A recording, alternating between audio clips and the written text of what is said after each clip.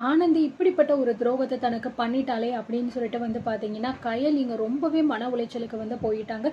ஏன்னா எல்லாரை விடவும் ஆனந்தி மேலே ரொம்ப அதிகமான நம்பிக்கை கயல் வச்சுருந்தாங்க.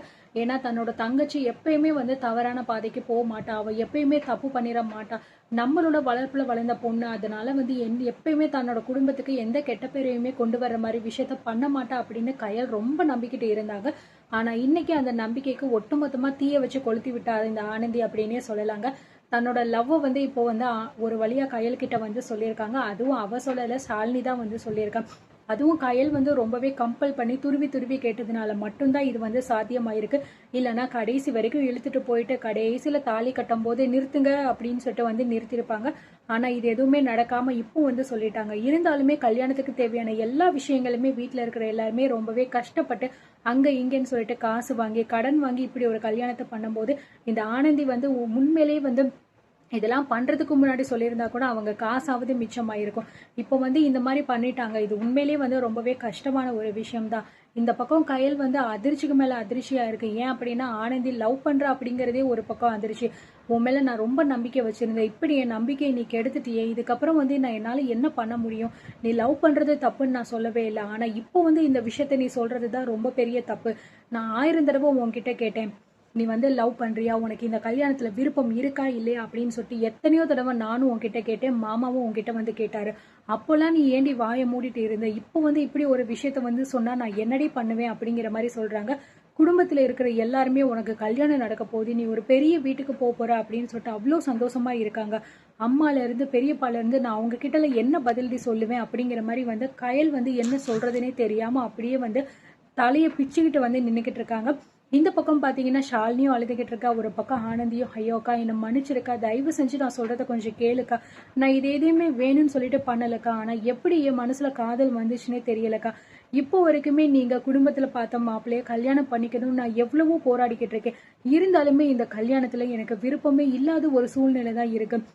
என்னோட மனசுல உள்ளதை வெளியவும் சொல்ல முடியாம வெளியே சொல்லாமையும் இருக்க முடியாம எனக்கு அவ்வளோ மரண வேதனையா இருக்குக்கா, நான் என்னக்கா பண்ணுவேன், நான் எதையுமே தெரிஞ்சு பண்ணலக்கா அப்படின்னு ரொம்பவே அழுகுறாங்க. இருந்தாலுமே கயலால அதை எதையுமே ஏத்துக்க முடியல. ஏன் நிறுத்து, என்ன பேசிக்கிட்டு இருக்க நீனு? உனக்கு லவ் பண்ற மாதிரி உனக்கு தோணி இருந்துச்சு, லவ் வந்துருந்துச்சு அப்படின்னா இந்த விஷயத்த நீ அப்பவே எங்க கிட்ட சொல்லியிருக்கணும். அதை விட்டுட்டு நாங்க கல்யாணம் பண்ணி நிச்சயம்லாம் பண்ணதுக்கு அப்புறம் கூட நீ இப்போ சொல்லிக்கிட்டு இருக்க அப்படின்னா என்ன அர்த்தம் அப்படிங்கிற மாதிரி சொல்றாங்க.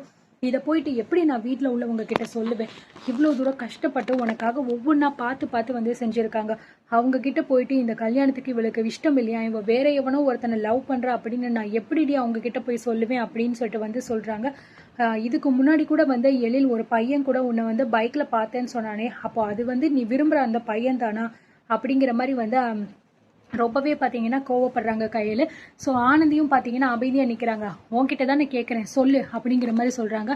ஆமாக்கா அப்படின்னு சொல்லும் போது அன்னைக்கே எழில் என்கிட்ட சொன்னாரு, ஆனந்தி பண்றது எதுவுமே சரியில்லை, தயவு செஞ்சு அவன் மனசுல என்ன இருக்கு அப்படிங்கறத கேட்டுட்டு நம்ம பண்ணுவோம், அவளுக்கு எதிராக நம்ம எதுவும் பண்ண வேண்டாம், ஏன்னா அவ சந்தோஷம் தான் நமக்கு முக்கியம் அப்படின்னு சொன்னாரு. அதுக்காக தானே நானும் உன் மாமாவும் உன்கிட்ட கேட்டோம், உனக்கு இந்த கல்யாணத்துல விருப்பம் இருக்கா இல்லையா அப்படின்னு சொல்லிட்டு. எத்தனையோ தடவை நான் உன்கிட்ட கேட்டிருக்கேன்டி, ஒவ்வொரு தடவையும் உன் மூஞ்செல்லாம் ஒரு மாதிரியா இருக்கும்போது ஏன் இவ இப்படி இருக்கா, எதுக்காக, இவளுக்கு கல்யாணத்துல விருப்பம் இல்லைன்னா நம்ம கிட்ட சொல்ல வேண்டியதானே அப்படின்னு நிறைய டைம் நான் யோசிச்சு உன்கிட்ட கேட்டிருக்கேன். ஆனா நீ ஒரு வார்த்தையாவது என்கிட்ட சொன்னியா அப்படிங்கிற மாதிரி கேக்குறாங்க.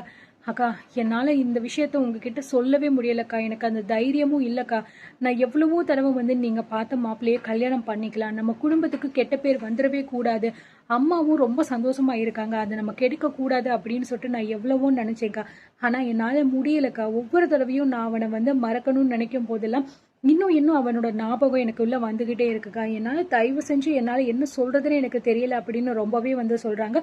இந்த பக்கம் ஷாலினியையும் பாத்தீங்கன்னா விடாம கையில் திட்டுறாங்க. இங்க பாரு, உனக்கு கூட இந்த விஷயம் தெரியும், ஆனா நீ கூட இந்த விஷயத்த சொல்லாம என்கிட்ட மறைச்சுக்கிட்டு இருக்க, சொல்லணும்னு நினைச்சிருந்தா இந்த விஷயத்த 2 பேரும் சேர்ந்து எப்பவோ சொல்லியிருக்கலாம், உங்க 2 பேர் மேலேயும் சந்தேகப்பட்டுதான் நான் இந்த ஒரு கேள்வியவே கேட்டேன், ஆனா நீங்க என்னடானா எனக்கு ட்விஸ்ட் மேல ட்விஸ்ட் வச்சு இவ்வளவு பெரிய ஒரு ஆப்பை கொண்டு விட்டுட்டீங்களே அப்படின்னு கேக்குறாங்க. அண்ணி என்னை மன்னிச்சிருங்க அண்ணி, நான் உங்ககிட்ட சொல்லணும்னு நிறைய தடவை ட்ரை பண்ணியிருக்கேன், ஆனால் ஏதோ ஒரு வழியில் குடும்பத்தில் உள்ளவங்க பேசிக்கிட்டே இருக்கும்போது அந்த நேரத்தில் நம்ம இதை சொன்னால் ரொம்ப பெரிய பிரச்சனை ஆயிரும் அப்படிங்கிறதுனால தான் என்னால் அப்போ எதுவுமே சொல்ல முடியலையா அண்ணி, அது எங்க தப்பு தான், தயவு செஞ்சு நான் மன்னிச்சிடுங்க அண்ணி. எனக்கே இப்போ கொஞ்ச நாள் முன்னாடி தான் நீ இந்த விஷயமே வந்து தெரிஞ்சிச்சு அப்படிங்கிற மாதிரி வந்து சொல்றாங்க. இது எல்லாமே வந்து ஆனந்தி லவ் பண்றா அப்படிங்கிற ஒரு விஷயம் கேள்விப்பட்டதுனால தான் கையல் இவ்வளோ தூரம் புலம்புறா. ஆனா உண்மையிலேயே அவன் யாரை லவ் பண்றா, அவனுக்கும் எழிலுக்கும் என்ன பிரச்சனை அப்படின்னு தெரிஞ்சிச்சுன்னா அத்தாடி கையல் என்ன ஆவானே தெரியாது, மயங்கி கீழே விழுந்தாலும் விழுந்துருவா போல இருக்கு. ஏன்னா இப்போவே பார்த்தீங்கன்னா பயங்கர டென்ஷன்ல அவ்வளோ தூரம் ஸ்ட்ரெஸ் ஆகி அவள் வந்து பேசிக்கிட்டு இருக்கா. தான் தங்கச்சி இப்படி ஒரு வேலையை பார்த்து விட்டாலே. ஏற்கனவே பார்த்தீங்கன்னா தேவி வந்து கல்யாணத்துக்கு முன்னாடியே வந்து கன்சீவ் ஆகி அது ரொம்பவே அசிங்கமாயிருச்சு. ஸோ எவ்வளோ தூரம் அவங்க கஷ்டப்பட்டு கடன்பட்டு அந்த வேதவள்ளி முன்னாடி கல்யாணம் பண்ணணுமோ பண்ணி வச்சுட்டு இப்போ அந்த வாழ்க்கையும் பார்த்தீங்கன்னா ஒழுங்கா இல்லாமல் டிவோர்ஸ் வரைக்கும் போய் குழந்தைய பிரிஞ்சு தேவி ரொம்ப கஷ்டப்பட்டுக்கிட்டு இருக்கா. ஒரு பக்கம் பார்த்தீங்க அப்படின்னா அன்புமே இப்படிதான் வேதவள்ளியோட பொண்ணை வந்து கூட்டிட்டு வந்து லவ் பண்ணி கூட்டிட்டு வந்ததுனால அங்க அதுக்கு ஒரு பக்கம். ஸோ இங்க பிரச்சனை அங்க பிரச்சனை. இந்த பக்கம் பாத்தீங்கன்னா சிவசங்கரி வேற தன்னோட புள்ளைய ஏமாத்திட்டு கூட்டிட்டு போயிட்டா அப்படின்னு சொல்லிட்டு அது ஒரு பிரச்சனை. இப்போ புதுசா பாத்தீங்கன்னா நல்லபடியா இந்த கல்யாணமாவது நடக்கும்னு நினைக்கும் போது இந்த பக்கம் பாத்தீங்கன்னா இவ இப்படி ஒரு வேலையை பார்த்து விட்டாலே அப்படின்னு இப்படி ஒரு பிரச்சனை. ஆக மொத்தம் எப்பயுமே பிரச்சனையில சுத்திக்கிட்டு இருக்க ஒரே குடும்பம் அப்படின்னா இந்த கயல் குடும்பம் அப்படின்னு தான் சொல்ல முடியுங்க. ஆனா இருந்தாலும் அது எல்லாத்தையுமே தாண்டி சமாளிச்சு குடும்பத்துக்காக வந்து பண்ணிக்கிட்டு தான் இருக்கா. சரி இப்போ இதை என்ன பண்ண போறா அப்படின்னு வந்து தெரியல. ஏன்னா கண்டிப்பா இந்த கல்யாணத்துக்கு வந்து எழில் ஒத்துக்கவே வந்து மாட்டாரு என்ன சொன்னாலும் சரி. ஏன்னா பாலு தான் வந்து தன்னோட பரம எதிரி அப்படிங்கிற மாதிரி நினைச்சுக்கிட்டு இருக்கா. அதே மாதிரிதான் பாலுவும் கயலோட இது ஆனந்தியோட மாமா தான் வந்து எழில் அப்படிங்கிற விஷயம் பாலுவுக்கும் இன்னும் வந்து தெரியவும் தெரியாது. ஒரு வேளை தெரிஞ்சிருந்தா கூட பிரச்சனையை கம்மியா பண்ணியிருப்பேன், இந்த பண்ணிருப்பான் போல இருக்கு. ஆனா இப்போ பிரச்சனை பெருசா ஆயிடுச்சு ரெண்டு பேருக்குமே. ஸோ ஒத்து வர்றதுக்கு வாய்ப்பில்லை. அதே மாதிரி வந்து இப்போ பெரிய இடத்துல நல்லபடியா சம்மந்தம் நடக்க போகுது அப்படின்னு காமாட்சி ரொம்பவே சந்தோஷத்துல இருக்காங்க. அதனால அவங்க இந்த கல்யாணத்துக்குலாம் அதுவும் ஒரு ஆட்டோ டிரைவருக்கு போயிட்டு கல்யாணம் பண்ணி கொடுக்க ஒத்துக்கவும் மாட்டாங்க. இன்னொரு பக்கம் மூர்த்தி தனத்தோட அண்ணனை பார்த்தாலே அவ்வளோ தூரம் எரிஞ்சு எரிஞ்சு விழுகிற மூர்த்தி கண்டிப்பா தன்னோட தங்கச்சியை கல்யாணம் பண்ணி வைக்க மாட்டான். அன்புவை சொல்லவே வேண்டாம், என்னென்ன பண்ணணுமோ எல்லாமே பண்ணுமா. எல்லாத்தையுமே தாண்டி பெரியப்பா. ஸோ இந்த கல்யாணமே நடக்கல அப்படின்னா உங்க கூட நான் இருக்கவே மாட்டேன், உங்க உறவை இத்தோட நான் முடிச்சுப்பேன் அப்படின்னு சொல்லிக்கிட்டு இருக்காங்க. இது எல்லாத்தையுமே தாண்டி உண்மையிலேயே கயல் வந்து பாலுவை தான் கல்யாணம் பண்ணி வைக்க போறாங்களா? ஒருவேளை பாலு தனத்தோட தம்பி அப்படின்னு தெரிஞ்சு அதுக்கு அவங்க என்ன ரியாக்ட் பண்ண போறாங்க அப்படின்னு தெரியல. அது எல்லாத்தையுமே நம்ம அடுத்தடுத்து பார்த்து வந்து தெரிஞ்சுக்கலாங்க.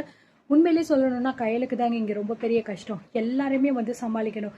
கண்டிப்பா யாருமே இதுக்கு ஒத்துக்க போறதுல பெரிய பிரச்சனை வரப்போகுது. இதுக்கு இடையில மீனாட்சி வேற. ஏன்னா கயலோட குடும்பம் ரொம்ப நல்ல குடும்பம் அப்படின்னு சொல்லிட்டு நினைச்சுக்கிட்டு இருக்கிற இந்த நேரத்துல போயிட்டு இந்த மாதிரி இவ ஒரு ஆட்டோ டிரைவரை லவ் பண்றா அப்படிங்கிற விஷயம் தெரிஞ்சிச்சுன்னா நிச்சயமா இந்த குடும்பத்தை வந்து எவ்வளவு தூரம் கேவலப்படுத்தணுமோ அவ்வளவு தூரம் படுத்தி பேச போறாங்க. ஸோ இதனாலேயே வந்து பாத்தீங்கன்னா அந்த வடிவும் வந்து எப்படா அப்படின்னு வெயிட் பண்ணிக்கிட்டு இருக்கிற அந்த ஒரு சுச்சுவேஷன் தான் இப்போ வரப்போகுது. எவ்வளவு தூரம் ஏத்தி விடணுமோ அவ்வளவு தூரம் ஏத்தி விட்டுட்டு என்னென்ன பண்ணணுமோ எல்லாத்தையுமே வந்து பண்ண போறாங்க. ஆக மொத்தம் ஒரு பெரிய பிரளயமே வந்து பாத்தீங்கன்னா நடக்க போகுது. ஸோ அதை எப்படி இவங்க சரி பண்ண போறாங்க அப்படிங்கறத நம்ம அடுத்தடுத்து பார்த்து தெரிஞ்சுக்கலாம். அண்ட் நீங்க என்ன நினைக்கிறீங்க? ஆனந்திக்கும் பாலுவுக்கும் கல்யாணம் ஆனா நல்லா இருக்குமா, இல்ல கௌஷிக் கூட ஆனா நல்லா இருக்குமா அப்படிங்கறத கண்டிப்பா கமெண்ட்ல சொல்லுங்க. தேங்க்யூ.